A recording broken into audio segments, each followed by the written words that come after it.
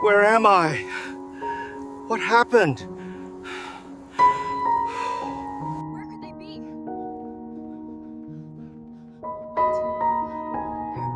There. Look down there. Mr. Hoan has lost his memory and disappeared.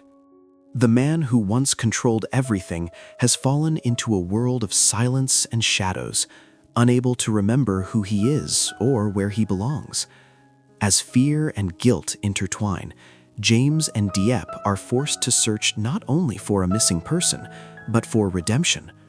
Will they find Mr. Hoan before it's too late, or will his past vanish forever along with him? The morning began like any other, quiet, ordinary, almost forgettable. The kind of morning that tricks people into believing life will remain the same. James was standing by the window, watching the city wake up, when his phone rang. The sound cut through the air sharply, the way bad news always seems to announce itself before the words are spoken. Mr. Hoan had fallen. No one knew exactly how long he had been lying there. A passerby found him near the old Riverside Road, confused, injured, his eyes empty of recognition. By the time James arrived at the hospital, his father's body was stable, but his mind had drifted somewhere far away. The doctor's voice was calm, almost too calm. Temporary memory loss, trauma to the head, unpredictable recovery. Words that sounded medical, distant, yet they landed like stones in James's chest. And then, just like that, Mr. Hoan disappeared. He left the hospital in the early hours of the morning. No luggage, no phone, no memory of who he was or where he belonged. A man who once controlled everything had vanished into the world with nothing but his shadow. The irony was cruel. The silence he left behind was even crueler. James stood frozen in the hospital corridor long after the nurses stopped talking. His hands trembled, not from fear alone, but from regret. So many words had never been said. So many arguments had ended without forgiveness. He had once wished for distance from his father. Now, distance was all that remained. Diep found him there, leaning against the wall, staring at nothing. She didn't ask questions at first. She simply stood beside him, close enough for him to feel her warmth. In everyday life, people often underestimate how powerful quiet companionship can be. But in moments like this, silence speaks louder than comfort. "What if he doesn't remember us?" James whispered at last. Diep's heart tightened. She thought of all the ordinary things people take for granted: shared meals, familiar voices, a name spoken with love.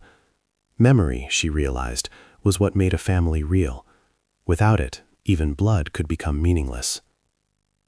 "We'll find him," she said gently, though fear flickered in her eyes.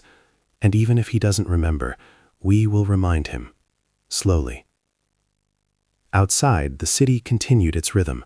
Vendors calling out prices, children laughing, strangers passing by unaware that somewhere among them walked a lost man with no past. And James, standing on the edge of that truth, wondered whether losing his father like this would hurt more than losing him forever. The search had begun, and with it, a fragile hope, trembling, uncertain, but still alive. The city did not stop just because one man was missing. That was the cruelest truth James learned in the days that followed. Buses still arrived late, markets still argued over small prices, and the river still flowed as if it had never witnessed Mr. Hoan's fall. Life, it seemed, was painfully indifferent. James and Diep searched everywhere.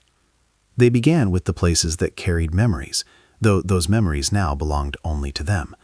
The old tea shop near the corner street, where Mr. Hoan used to sit silently every morning. The narrow alley behind the company building, where he once waited for James after work, pretending it was just a coincidence. Each place felt haunted, not by ghosts, but by moments that would never repeat themselves in the same way. "Did you see an older man, tall, sharp eyes, maybe injured?" James asked again and again. His voice grew hoarse, but he refused to stop. Every no felt like another door closing. Diep watched him quietly. She recognized that look, the way people carry exhaustion in their shoulders long before it reaches their faces. In everyday life, people often believe love is shown through grand promises. But in moments like this, love was waking up early, walking longer, and believing when belief felt foolish. They followed rumors. A street vendor claimed she had seen a confused old man asking for water. A bus driver thought someone similar had boarded without knowing where to go. Each clue raised hope, only to let it fall again. The rhythm of their days became uneven, bursts of urgency followed by heavy disappointment. At night, James barely slept. When he did, his dreams were filled with fragments, his father's voice calling his name, then forgetting it, a familiar face turning away because it no longer recognized him. Guilt crept in quietly. James began to wonder if this was punishment for the anger he once held, for the distance he created. Diep, too, struggled in silence. She had once been the reason for so much conflict between father and son. Now she feared that fate was forcing her to stand between them again, this time in absence. Yet instead of stepping back, she stepped closer. "We can't give up," she told James one evening as they stood by the river where Mr. Hoan had been found. The water reflected city lights, broken and trembling. People lose their way every day. What matters is whether someone is still looking for them. James looked at her, eyes red but steady. In that moment, he realized something unsettling and beautiful. Even if his father never returned the same, this search was changing him. It was teaching him patience, humility, and the cost of love. Somewhere out there, a man walked without a name, and somewhere behind him, two hearts refused to stop calling it. Morning arrived softly, as if afraid to disturb the sorrow that had settled over the city. The sun climbed slowly above the rooftops, brushing light across streets that had already learned too much about loss. On a quiet road far from where James and Diep searched, Mr. Hoan woke up with no memory of who he was. His head throbbed. The world felt unfamiliar, like a book opened in the middle with no title, no beginning. He sat up slowly, mevasing a bandage around his arm, the smell of herbal oil lingering in the air. A small wooden house stood behind him, modest and warm, smoke rising gently from its kitchen. An old woman noticed him stirring. "You're awake," she said kindly, as if this was the most natural thing in the world. "You collapsed near my stall yesterday. You kept asking where you were." Mr. Hoan tried to speak, but the words came out uncertain. I don't remember." She did not look surprised. Life had taught her that memory was fragile. She handed him a bowl of porridge, still warm. "Then eat first. A full stomach helps the heart think." He ate slowly, studying his hands that looked used to authority, to signing papers, to pointing directions. Yet now they trembled slightly, unsure of their purpose. As the day passed, he helped the woman sweep her yard, carrying water without being asked. Without memory, pride dissolved. Without a past, he became gentle. Meanwhile, James and Diep followed another fragile lead. Someone at the clinic mentioned an older man brought in by villagers, confused but calm. Hope surged again, fast and dangerous.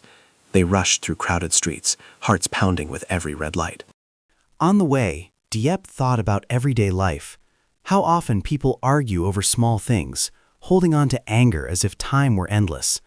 Only when someone disappears do we realize how loud silence can be. At the clinic, the answer was almost. The man had been transferred, they said, taken back to a village by a woman who insisted on caring for him. No name, no phone number.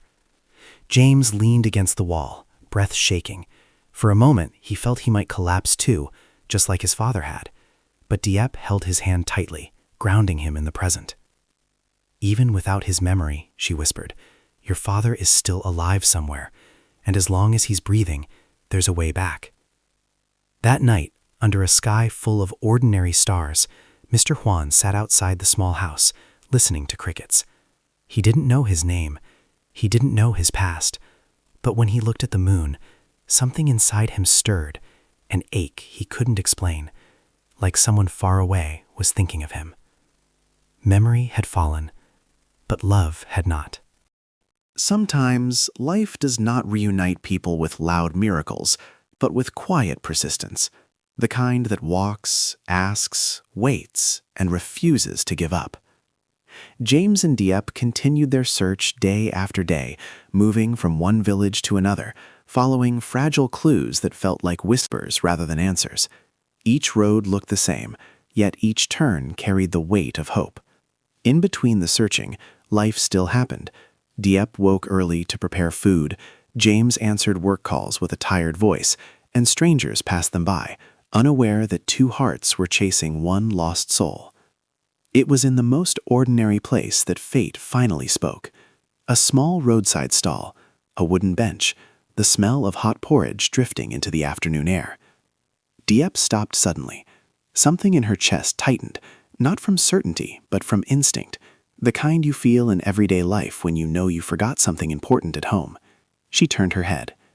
An elderly man was helping a woman arrange vegetables. His movements were slow, careful, almost humble. He laughed softly when a basket tipped over, kneeling to gather what had fallen. There was no anger in him, no sharpness, only patience. James followed Diep's gaze. The world went silent. "Dad!" The word broke before he could stop it. The man looked up. His eyes met James's, curious, polite, empty of recognition. No flash of memory came, no dramatic reunion, only confusion. "I'm sorry," the man said gently. "Do I know you?" James felt his heart tear open, not all at once, but slowly, like paper soaked in water. He nodded, swallowing the pain. "It's okay. You don't have to remember." Diep stepped forward, her voice calm, steady, like the rhythm of daily life that continues even after storms. She spoke of small things, of a child named Ni who loved to read, of a son who worried too much, of meals shared, arguments survived, silence endured. Mr. Hoan listened. That night, James and Diep sat beside him outside the woman's house. The sky was clear. The air smelled of earth and wood smoke.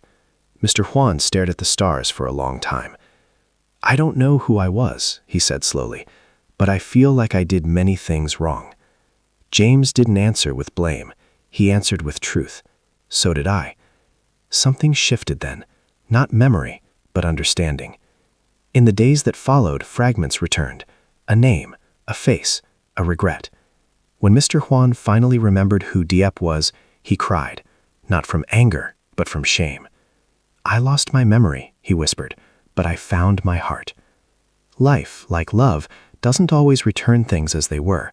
Sometimes it returns them softer, humbler, and more honest. And that, perhaps, is how healing truly begins.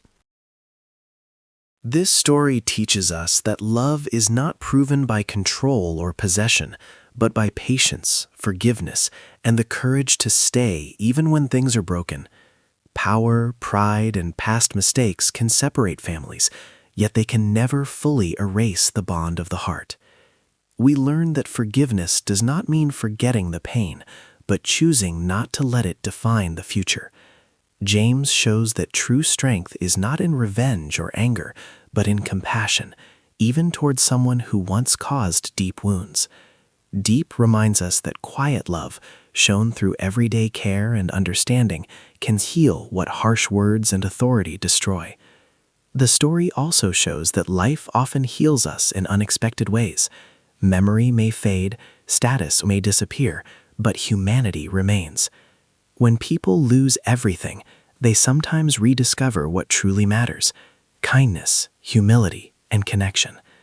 In the end, happiness is not found in winning or being right, but in choosing love over resentment and hope over bitterness. Another profound lesson from this story is that time alone cannot heal all wounds. Only sincere change can.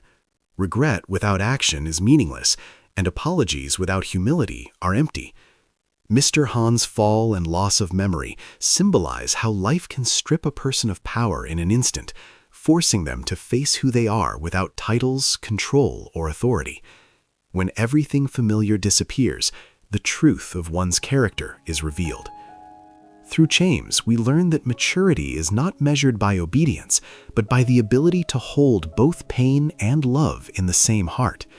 He does not deny the harm his father caused, yet he refuses to let hatred define him. Choosing to search for his lost father, even after years of emotional imprisonment, shows that forgiveness is not weakness, it is courage in its purest form. It takes immense strength to protect one's own heart while still extending compassion to others. Diep teaches us that love does not need to be loud to be powerful. Her kindness is not dramatic, but consistent.